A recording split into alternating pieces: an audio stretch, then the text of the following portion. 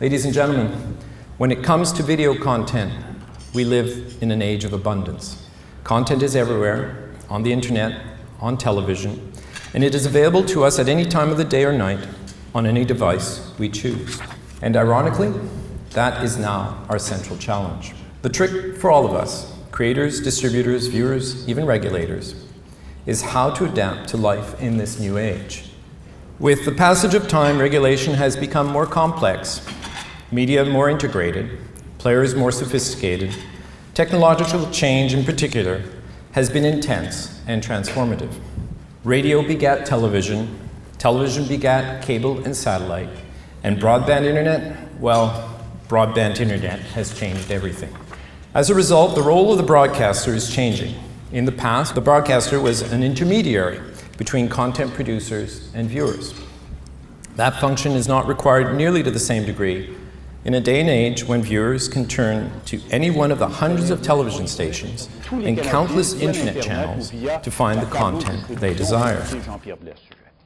Les gens, les jeunes particulièrement, abandonnent, on le voit dans nos chiffres, il y a une tendance lourde. On n'est pas encore dans une situation de crise, mais il y a une tendance lourde où les plus jeunes sont ailleurs sur d'autres plateformes. Et donc, si on veut quand même leur offrir du contenu fait ici, par nos créateurs d'ici, il faut les rejoindre sur les plateformes où ils sont.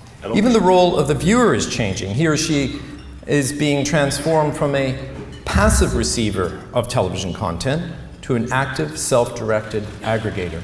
The fundamental question he or she faces nightly is no longer what's on, but what should I watch? When you strip away the when and the how of the viewing experience, you're left with only the what. And the what, content in other words, matters more now than it ever has before. Now, ladies and gentlemen, some people will tell you, as they did at our public hearing last fall, that everything is just fine, and there is no need for sweeping change. I'm here today to tell you that this model will not work anymore. Canadians have developed an appetite to binge on the best programming. In the age of abundance, where individuals can pick from one among a multiplicity of programming choices, quotas are a square peg in a round hole. The reality of this new age is that quality matters over quantity. Ladies and gentlemen, the roadmap of the future will not be found in the regulator's rearview mirror. Today we announced a number of significant changes to bring the CRTC's regulations and Canadian television forward in the age of abundance.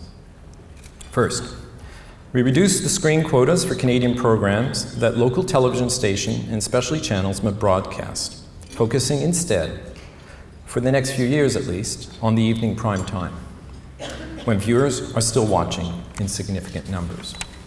Television quotas are an idea that is wholly anachronistic in the age of abundance.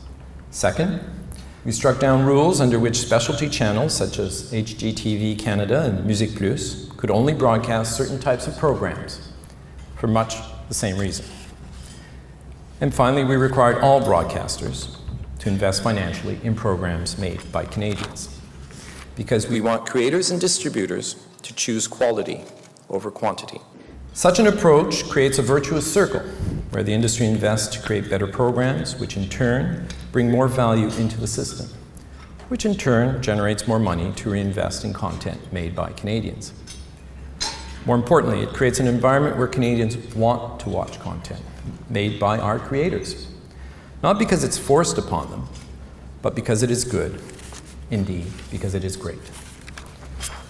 I'm mindful of the fact that investing in Canadian productions is not the only solution to improving their visibility with audiences.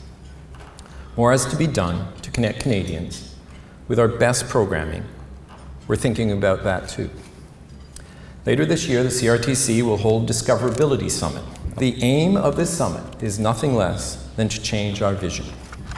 It is to produce new thinking about tools and methods that will connect viewers with the content they want in an age of abundance. And when you have new platforms that allow people to discover such great on-demand content, the model of repetition is maybe not where we should be filling our day. The age of abundance is upon us, and we rise to meet its challenges from a position of strength. We have the money in our system to create and promote great programs. We have the talent to bring these programs to life, and we have the viewers who yearn for that content. Success will not be universal. Some will thrive, others fail. New players will emerge. But I assure you, ladies and gentlemen, this is the right way forward. It'll be tough. We have to reinvent. It's going to rock the boat. But remember that, as it often is the case with change, it always seems impossible until it is done. Thank you very much.